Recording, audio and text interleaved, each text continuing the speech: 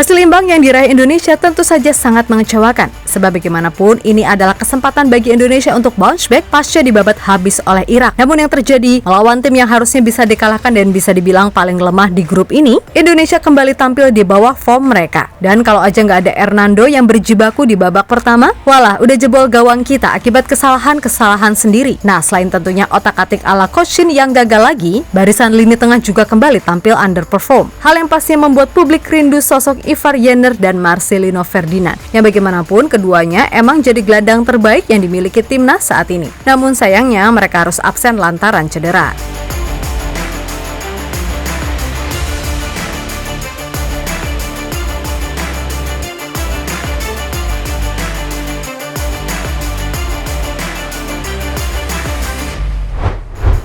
Pertandingan melawan Filipina sejatinya bisa menjadi momentum Indonesia untuk bangkit. Pasalnya secara kualitas, harusnya tim Garuda bisa memetik poin penuh. Namun yang terjadi justru hampir sama saat bersua Irak, di mana terlalu banyak kesalahan elementer yang dibuat pemain kita, sehingga hasil yang diraih pun gak bisa seperti yang diharapkan.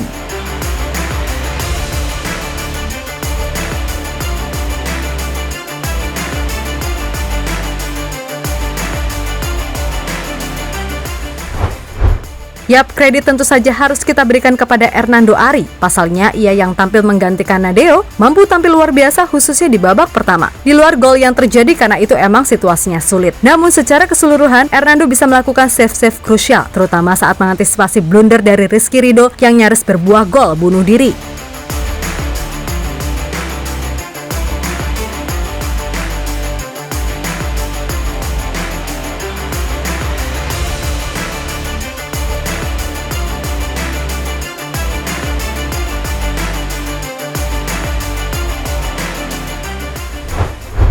Nabila Hernando disorot karena penampilan apiknya. Jelas lini tengah yang diisi Kambuaya dan Rahmat Irianto juga jadi sorotan. Khususnya Irianto, harus diakui secara keseluruhan penampilannya sangat kurang, di mana ia terlalu mudah kehilangan bola dan passingnya sering ngawur, sehingga Indonesia kerap sekali terkena counter dari kesalahannya. Dan Ricky Kambuaya, di luar dari asis keren yang ia berikan ke Sadil, Ricky juga nyaris gak kelihatan perannya. Padahal harusnya ia bertugas memberikan end passing kepada para penyerang di depan, sesuatu yang sepertinya membuat Ivar Jenner yang nonton pastinya gregetan, apalagi melihat Irianto yang maaf nih mainnya standar Liga 1 banget. Hal yang kemudian membuat publik pun yakin jika absennya Ivar Jenner dan Marcelino Ferdinand benar-benar membuat kreativitas lini tengah Indonesia mati.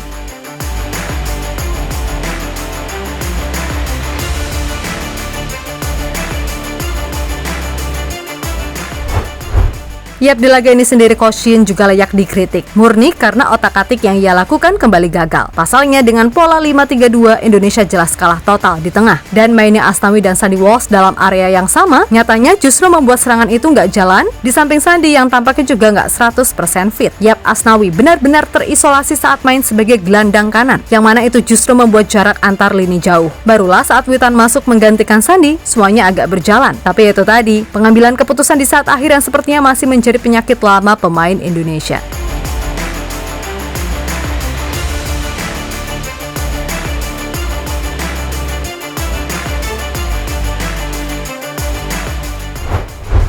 Di sisi lain, Coach Shin sendiri menjelaskan kalau memang semua yang ia siapkan gagal total di 2 laga awal kualifikasi. Meskipun begitu, Coach Shin tetap yakin kalau di pertandingan berikutnya, para pemain bisa kembali ke form terbaiknya. Sebab ya tadi, hasil minor yang dialami Indonesia emang sebagian besar berasal dari kesalahan individu pemain Indonesia. Kalaupun Coach Shin ini kena kritik, jelas adalah soal bagian pemilihan taktik. Melawan Filipina, mengapa harus main 5-3-2 dengan pola 3 back? Padahal mubazir banget, dimana kita bisa main menyerang.